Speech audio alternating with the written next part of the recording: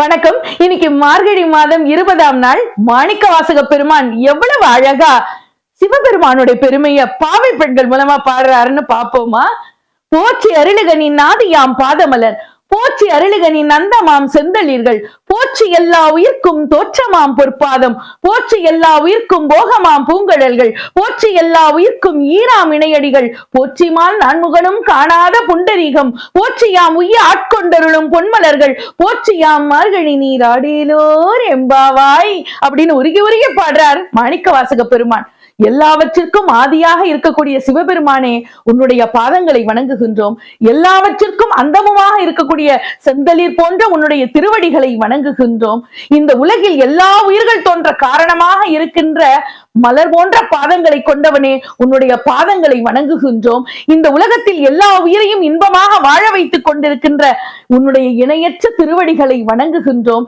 இந்த உலகில் எல்லா உயிர்களையும் அழித்தும் இயக்கியும் கொண்டிருக்கின்ற சிவபெருமானே, உன்னுடைய திருப்பாதங்களை சரணடைவதில் நாங்கள் மகிழ்ச்சி அடைகிறோம். அந்த பிரம்மாவும் திருமாலும் உன்னுடைய பாதத்தை கண்டறிய முடியவில்லை.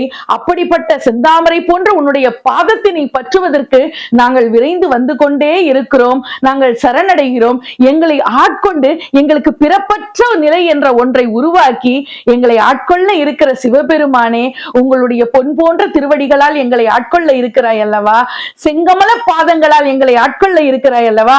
அந்த பாதங்களை பற்றுவதற்காக நாங்கள் வந்து கொண்டிருக்கிறோம். அதனால் உன்னுடைய நாமத்தை சொல்லி சதா காலமும் நாங்கள் நீராடி கொண்டிருக்கிறோம். உன்னுடைய பேரருள் எங்களுக்கு வேண்டும் என்று பாவை நோம்பு நோக்கிற பெண்கள் எல்லாம் உருகி உருகி ரொம்ப அழகா சிவபெருமான வேண்டாங்க. மாணிக்க வாசகர் திருவெம்பாவையின் நிறைவு பாடல் இது. இந்த பாடல்ல மாணிக்கவாசக பெருமான் என்ன நினைக்கிறார்? சதா காலமும் நம்ம இறைவனை நினைக்கிறோம்.